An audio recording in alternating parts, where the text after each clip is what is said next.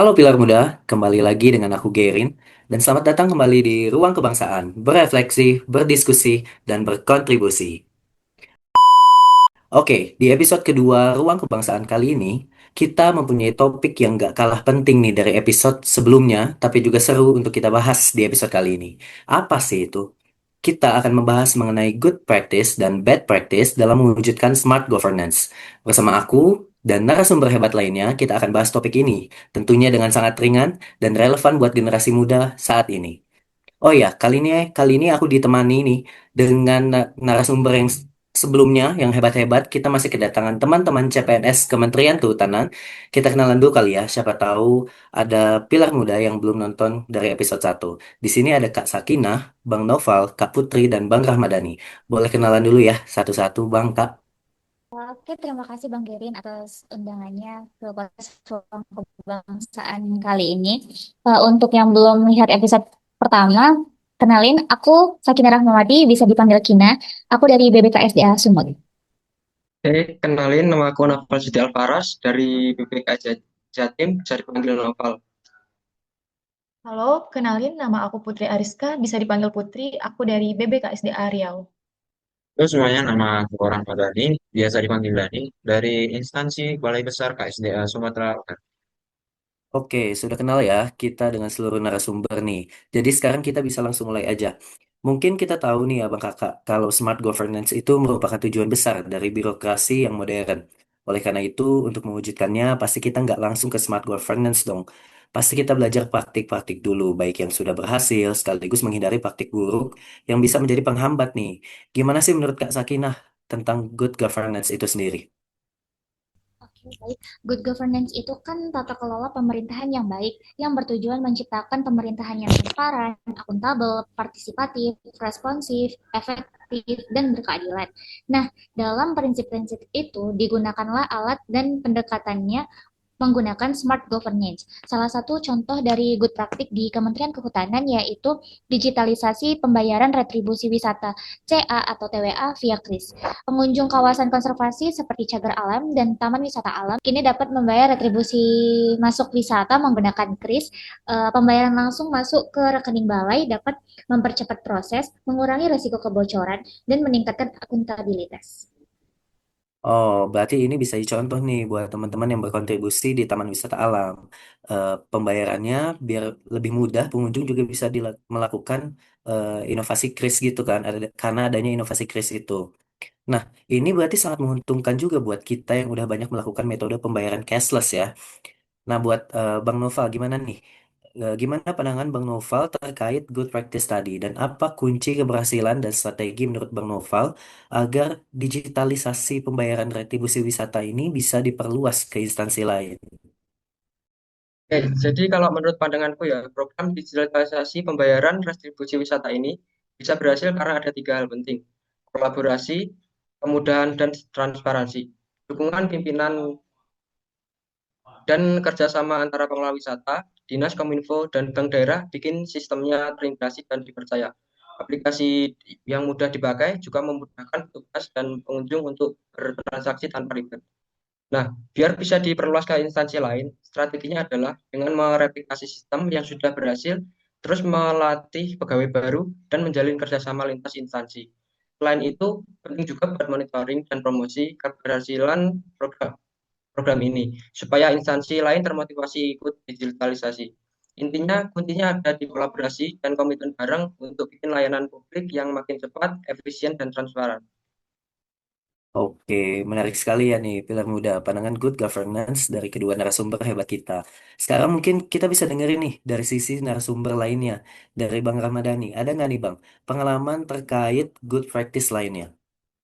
Untuk salah satu good practice yang pernah dilakukan di Balai Besar KSDA Sumatera Utara adalah penyelenggaraan lomba dan pameran infografis, yaitu edukasi satwa liar melalui media sosial Instagram.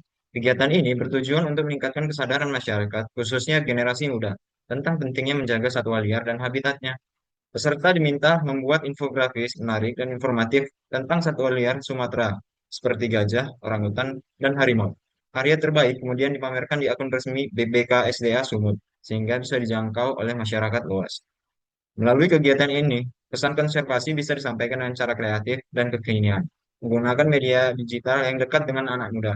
Selain itu, lomba ini juga membuka ruang kolaborasi antara instansi, komunitas pencinta alam, dan masyarakat umum dalam mendukung pelestarian satwa liar. Oke, setuju banget nih. Dengan adanya lomba dan pameran bisa jadi bahan untuk edukasi konservasi juga kan, dan membantu menyadarkan kesadaran konservasi kepada masyarakat untuk lebih luas lagi kan.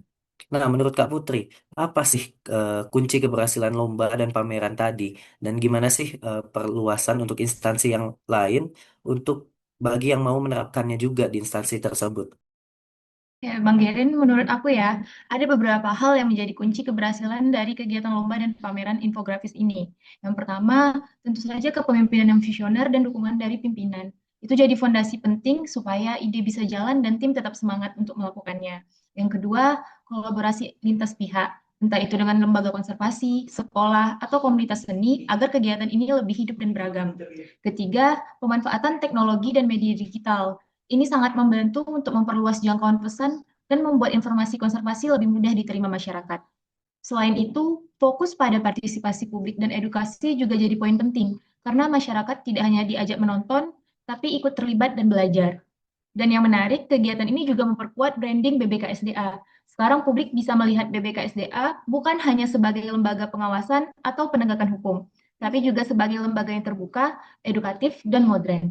Nah, kalau kita ingin kegiatan seperti ini diperluas ke instansi lain, ada beberapa langkah yang bisa dilakukan. Misalnya, membuat tema dan format lomba yang sama di instansi lain, membangun jejaring antar BBKSDA, menjadikannya bagian dari pembinaan ASN muda, serta memanfaatkan media sosial dan kanal digital bersama untuk memperkuat dampaknya. Oke, mungkin kita boleh kasih aplaus yang luar biasa dulu nih untuk para narasumber kita di sini. Kalau bisa aku simpulkan dari apa yang sudah dipaparkan oleh narasumber, bahwa keberhasilan inovasi pelayanan publik di bidang konservasi ini tercapai melalui kepemimpinan visioner yang mendorong digitalisasi dan kolaborasi lintas pihak. Nah, sekarang mungkin kita bisa dengerin nih dari sisi sebaliknya ya. Tadi kita membahas hal tersebut karena pasti ada dong bad practice-nya dari pengalaman atau penglihatan narasumber abang kakak semua. Bisa dijelasin nggak Bang Nova contoh bad practice dan apa penyebabnya? Baik, terima kasih Bergarin. Jadi menurut saya korupsi dalam tata kelola sawit di kawasan hutan itu sering terjadi karena ada perusahaan yang buka lahan tanpa izin resmi. Mereka bisa lolos karena ada oknum pejabat yang bermain entah suap atau sengaja tutup mata. Padahal akibatnya besar banget. Hutan rusak, masyarakat sekitar dirugikan, dan negara kehilangan pemasukan. Untuk penyebab utama bisa jadi karena pengawasan yang lemah, aturan tumbang tindih, dan integritas pejabat yang kurang. Selain itu, nilai ekonomi sawit yang tinggi bikin banyak pihak tergoda bercari jalan pintas. Wah, ternyata penyebab-penyebab tadi bisa membuka peluang penyalahgunaan wewenang dan praktik korupsi juga berarti ya. Tapi pilar muda juga pasti penasaran nih, apa sih pencegahan, kemudian alternatif solusi dan perspektif yang dilihat dari manajemen ASN dan Smart ASN menurut Abang Kakak sebagai ASN Kementerian Kehutanan. Apa nih pendapat Kak Sakinah? Nah, untuk pencegahan yang bisa dilakukan ada beberapa hal seperti jika ASN yang mengurus izin harus punya rekam jejak yang baik dan dipilih lewat sistem merit, yaitu berdasarkan kompetensi dan integritas. Kemudian semua izin harus dicatat dalam sistem digital yang bisa dicek oleh publik sehingga transparan. Selanjutnya bisa melakukan audit dan sanksi tegas bagi ASN yang melanggar. Nah, untuk alternatif solusi yang mungkin bisa dilakukan yaitu dengan membuat satu sistem digital izin kehutanan yang bisa diakses oleh semua unit dan masyarakat.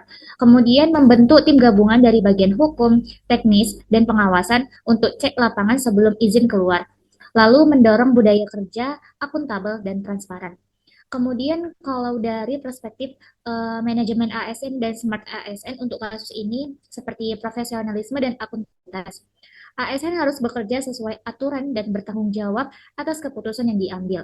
Kemudian digitalisasi dan transparansi. Sistem informasi izin harus terbuka dan mudah diawasi. Yang terakhir itu kolaboratif, yaitu dengan melibatkan KPK, BPK, dan masyarakat sipil dalam pengawasan. Oke, jadi gitu ya pilar muda. Sebagai ASN, ada baiknya menerapkan hal-hal yang dijelaskan tadi oleh Kak Sakinah, agar kita terhindar dari contoh bad practice tersebut. Tapi aku pribadi juga masih penasaran nih. Apa ada lagi nggak bad practice yang lainnya, Kak Putri? Kalau kita lihat di lapangan, memang masih ada tantangan besar yang harus kita hadapi.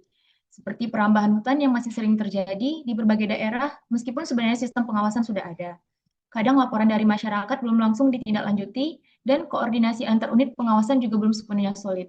Hal ini disebabkan oleh beberapa hal. Yang pertama, jumlah personil pengawas masih terbatas banget, sementara wilayah kerja kita luas sekali.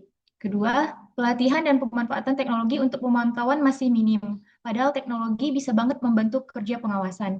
Yang ketiga, belum ada sistem yang bisa melacak laporan masyarakat dari awal sampai selesai. Jadi, kadang laporan berhenti di tengah jalan. Dan yang terakhir, budaya kerja kita kadang masih reaktif, bukan proaktif. Kita sering baru bergerak kalau sudah ada masalah, bukan mencegahnya dari awal. Nah, ini jadi Oh, pengingat buat kita semua bahwa membangun smart governance di sektor kehutanan nggak cukup hanya dengan sistem dan aturan, tapi juga perlu perubahan mindset dan cara kerja dari reaktif jadi proaktif. wah, ini juga topik bad practice yang serius ya, cukup serius ya. Terus menurut Bang Ramadhani nih, apa sih pencegahan atau alternatif solusi dan pandangan Bang Dani sebagai ASN dalam perspektif manajemen ASN dan smart ASN? Kalau bicara pencegahan bad practice, sebenarnya itu karena lemahnya respon terhadap perambahan hutan. Kuncinya ya ada di deteksi dini dan koordinasi cepat. ASN harus cepat tanggap terhadap laporan masyarakat dan memanfaatkan teknologi seperti pemantauan melalui drone ataupun smart patrol. Solusinya ya perkuat kolaborasi antara Balai KSDA, pemerintah daerah, dan aparat hukum setempat agar setiap pelanggaran bisa langsung ditindak. Dalam perspektif manajemen ASN, ASN harusnya profesional, berbasis data, dan berani mengambil langkah kolaboratif. Sementara dari Smart ASN, kita dituntut adaptif, inovatif, dan berpegang pada nilai berakhlak. Dengan begitu, perubahan bisa dicegah dan kepercayaan publik terhadap ASN makin meningkat. Oke, jadi gitu ya Pilar Muda. Tanggapan atau respon juga sangat berpengaruh nih dan dapat menimbulkan bad practice dalam smart governance ini. Jadi bad practice itu bukan hanya soal kesalahan teknis, tapi juga soal budaya kerja. Wah, keren-keren kali ya para narasumber hebat kita ini. Nah, cuma saat ini kita sudah ada di penghujung acara podcast di episode 2 kali ini nih. Sebelumnya aku ucapkan terima kasih nih buat para narasumber yang udah berkenan hadir menyempatkan waktunya hari ini untuk berbagi ilmu, wawasan, dan kompetensinya. Tentunya diskusi kali ini aku harap bisa menjadi inspirasi buat kita ke depannya untuk menerapkan good practice. Jadi, ingat kata pepatah nih, belajar bisa dari yang baik, tapi jangan lupa juga untuk belajar dari hal-hal yang buruk. Terima kasih atas waktunya nih Pilar Muda. Sampai jumpa di episode Ruang Kebangsaan selanjutnya. Berefleksi, berdiskusi, berkontribusi.